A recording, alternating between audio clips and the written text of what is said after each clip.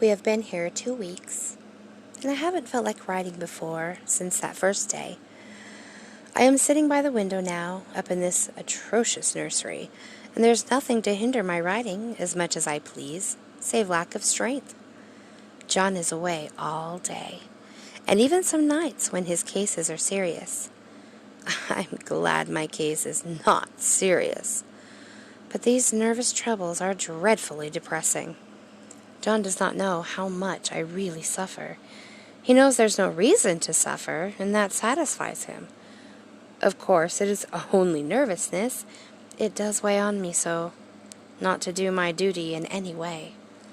I meant to be such a help to John, such a real rest and comfort, and here I am, a comparative burden, already. Nobody would believe what an effort it is to do what little I am able, to dress and entertain and order things. It is fortunate Mary is so good with the baby. Such a dear baby. And yet I cannot be with him. It makes me so nervous. I suppose John never was nervous in his life. He laughs at me so about this wallpaper. At first he meant to repaper the room, of course, but afterwards he said that I was letting it get the better of me, and that nothing was worse for a nervous patient than to give way to such fancies. He said that after the wallpaper was changed, it would be the heavy bedstead, and then the barred windows, and then the gate at the head of the stairs, and so on.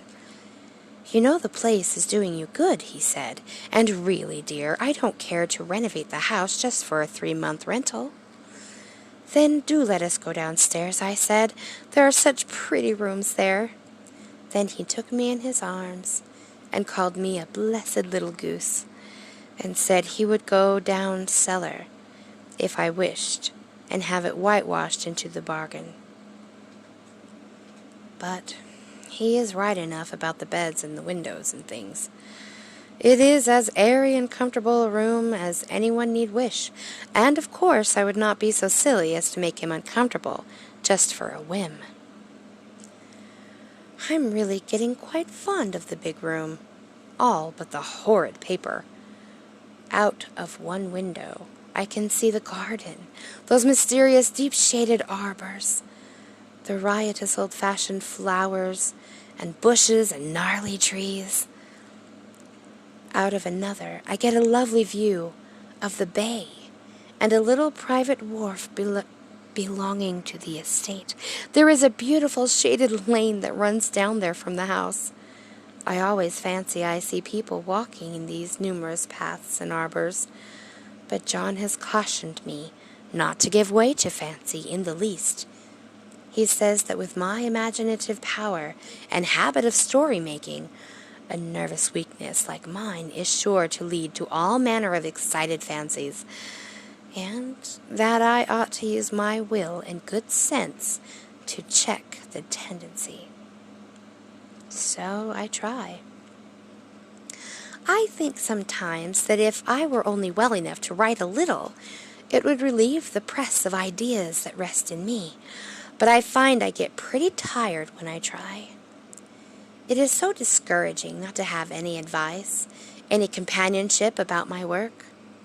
When I get really well, John says we will ask Cousin Henry and Julia down for a long visit, but he says he would as soon put fireworks in my pillowcase as to let me have those stimulating people about now. I wish I could get well faster, but I must not think about that. This paper looks to me as if it knew what a vicious influence it had.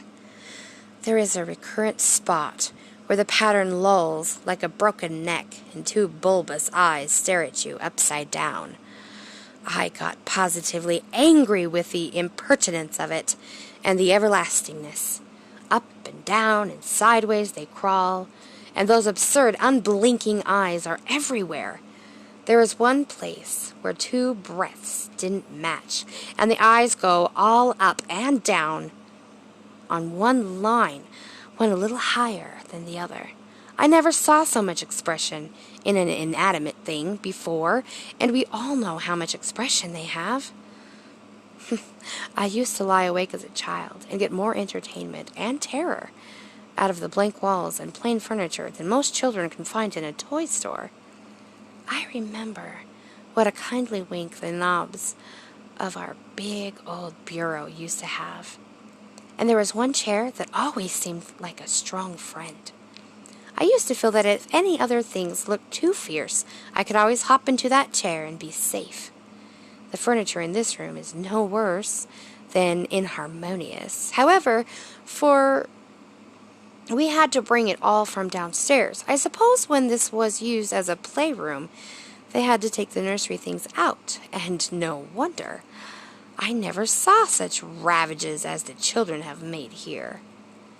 The wallpaper, as I have said before, is torn off in spots, and it sticks closer than a brother. They must have had perseverance as well as hatred. Then the floor is scratched and gouged and splintered. The plaster itself is dug out here and there, and this great heavy bed, which is all we found in the room, looks as if it had been through the wars. But I don't mind it a bit. Only the paper. There comes John's sister, such a dear girl, as she is, and so careful of me. I must not let her find me writing. She's a perfect and enthusiastic housekeeper, and hopes for no better profession. I verily believe she thinks it is the writing which makes me sick. But I can write when she is out, and see her a long way off from these windows.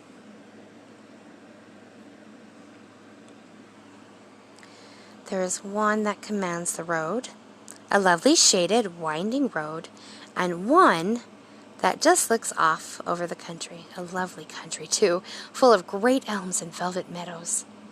This wallpaper has a kind of sub-pattern in a different shade, a particularly irritating one, for you can only see it in certain lights and not clearly then.